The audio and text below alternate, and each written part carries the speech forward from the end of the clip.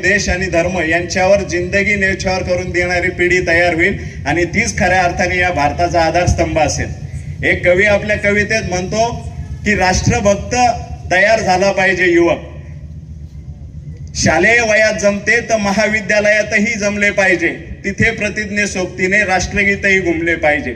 संबंध सक्तीचा नाही, संबंध युवा शक्तीचा आहे, तिथे लाज कशाला बाळगायची जिथे संबंध देशभक्तीचा आहे। त्याच्यामुळे आजच्या तरुणाने हे समजून घेतलं पाहिजे की आपली वाटचाल कोणत्या दिशेने चालू आहे। माझं स्पष्ट मत आहे की आजच्या युवकांनी विचार करायला हवा की आम्ही आजचे तरुण समाज सुधारकांचे विचार डोक्यात धरून समाज सेवा करू मन भरून, भ्रष्टाचारास टाकू पुरून, बेरोजगारीस टाकू मारून, गोरगरिबांना सोबत धरून अन्यायाचा पराभव करू दारून आणि स्वतःला तेव्हाच म्हणू या देशाचे तरुण जेव्हा 65% युवा मनगटांच्या जोरात